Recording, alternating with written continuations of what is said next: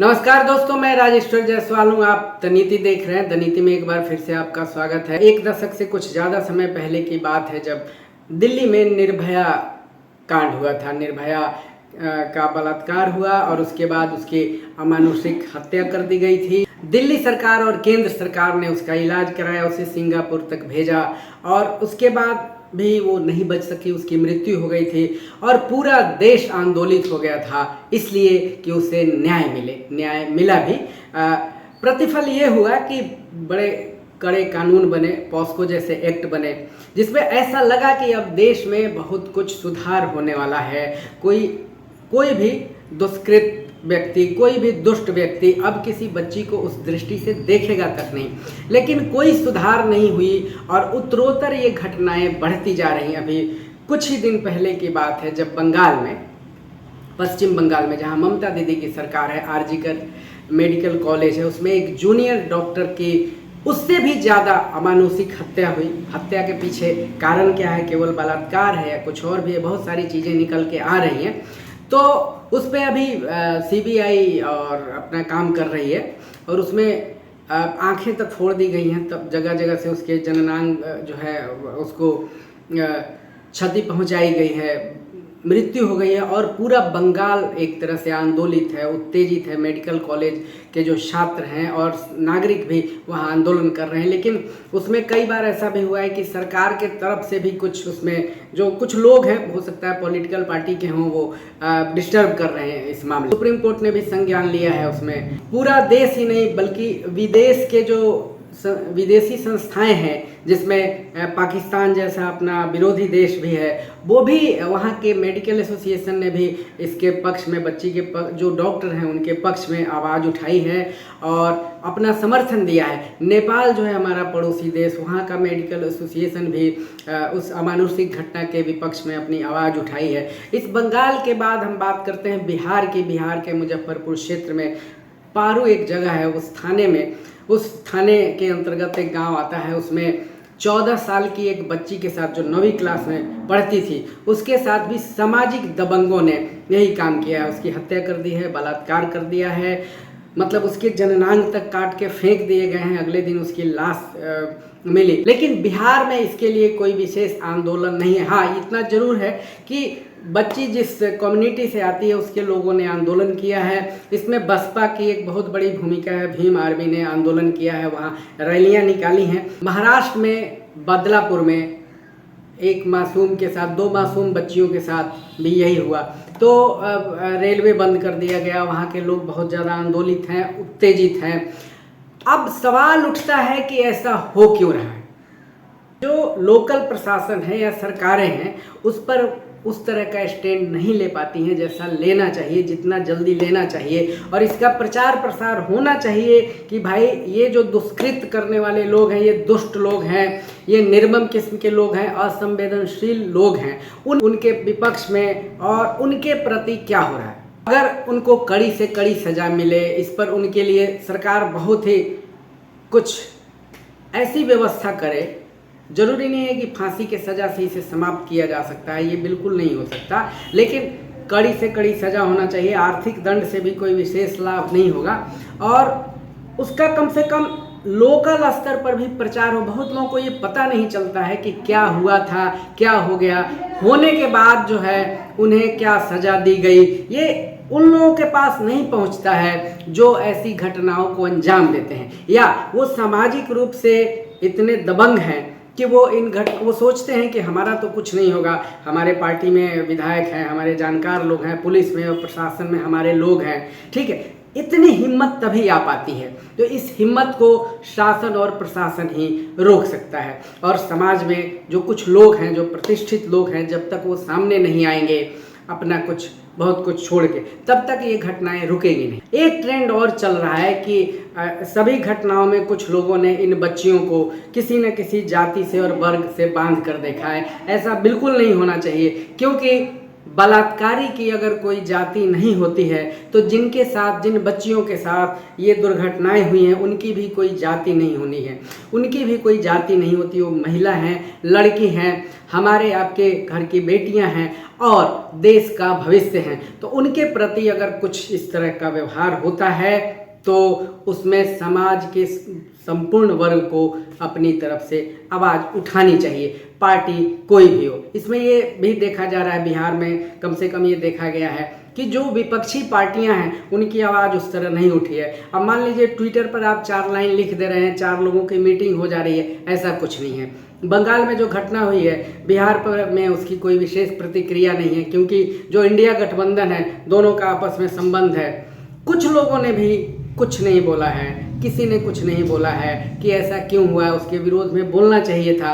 ऐसे बंगाल में तो ये भी हो रहा है कि विपक्ष अगर आवाज़ उठा रहा है तो जो वहाँ जिसकी सरकार है उस पार्टी ने भी आंदोलन करना शुरू कर दिया, वो लोग भी धरने और प्रदर्शन कर रहे हैं। भाई सरकार का काम धरना प्रदर्शन नहीं करना है, आपको ये करना है कि जल्दी से जल्दी सब लोग पकड़े जाएं और सीबीआई जो काम कर रही है उसमें आप सहयोग कीजिए और जितना जल्दी हो सके उस जूनियर डॉक्टर को न्याय मिलना चाहिए। इसके साथ ही जिस बच्ची के साथ मुजफ्फरपुर में दुर्घटना हुई है उसको भी न्याय मिलना चाहिए। घटना से के संबंध में हमने एक डॉक्टर साहब से बात की और डॉक्टर साहब से रिक्वेस्ट किया कि आप क्या कहना चाहते हैं, कि वो बड़े कटिहार मेडिकल कॉलेज के डॉक्टर हैं, पेडियाट्रिक डिपार्टमेंट जो होता है, जो बच्चों का इलाज जिसमें किया जाता है, उसके विभागाध्यक्ष हैं। उनसे हमने बात की कि आपका इसमें क्या कहना है। अभी पिछले हफ्ते बहुत हृदय विदारक और अत्यंत दुखी और विचलित कर देने वाली खबरें लगातार आ रही। एक आरजी कार मेडिकल कॉलेज में एक पीजी ट्रेनिंग कर रही महिला छात्रा, उसकी हत्या, उससे पहले गैंगरेप। एक नर्स उत्तराखंड में, उसके साथ भी कुछ ऐसा ही हुआ। और बिहार के मुजफ्फरपुर में एक 9वीं क्लास की 14 साल की दलित छात्रा के साथ भी बहुत ही गंदे तरीके से नृशंस हत्या की गई। उससे पहले बलात्कार किया गया और न जाने क्या क्या किया गया उसके शरीर के साथ। महत्वपूर्ण बात यह है कि बेटियां तो बेटियां हैं, बेटी किसी की भी हो, भारत की बेटी है, हमारी बेटी है, आपकी बेटी है।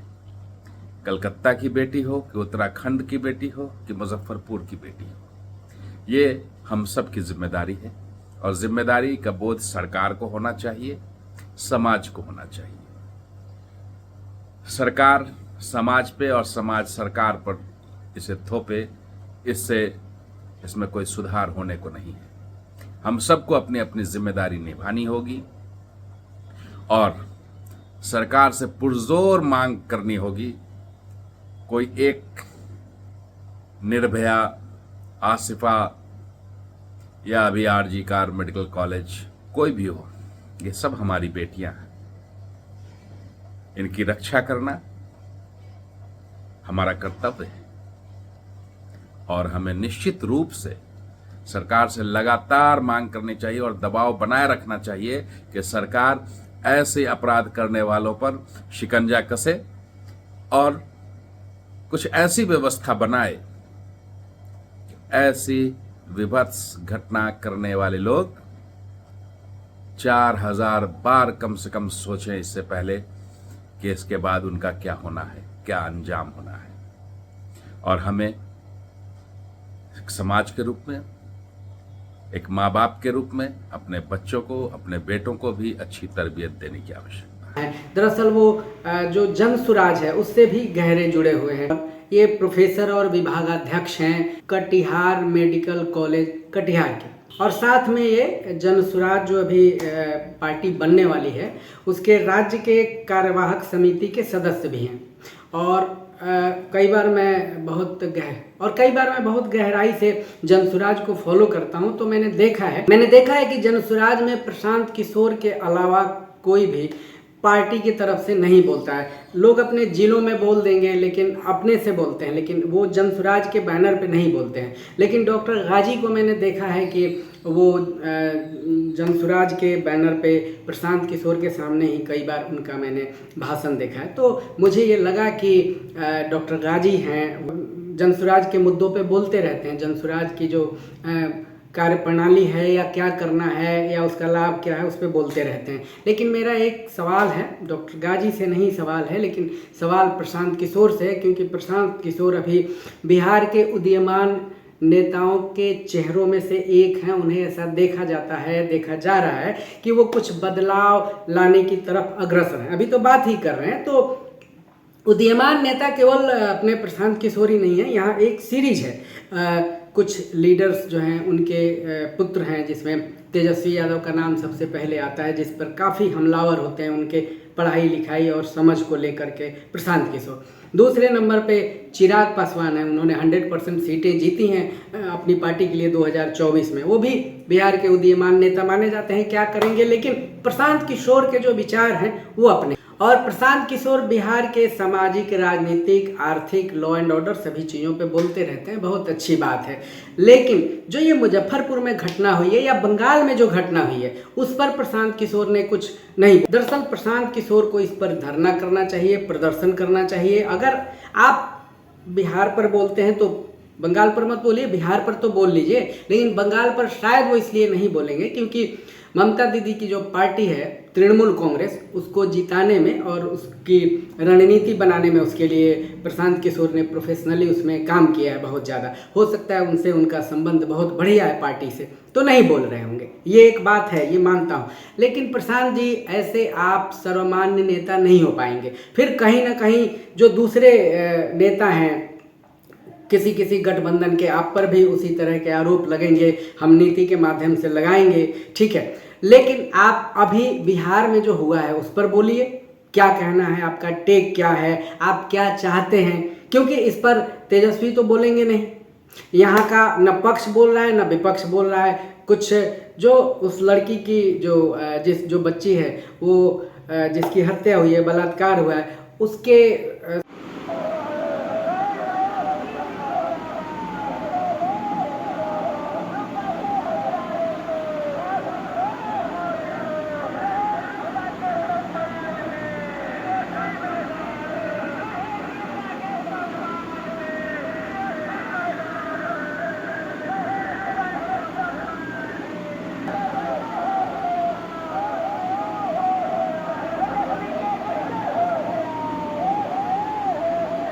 समर्थक लोग जो हैं, जो जातीय समर्थक लोग हैं, उससे दल जो रिलेटेड हैं जिसमें बसपा है, उन लोगों ने रैली की थी, भीम आर्मी वाले भी थे उसमें शामिल, और लेकिन उसमें जातीय लोग ज़्यादा थे।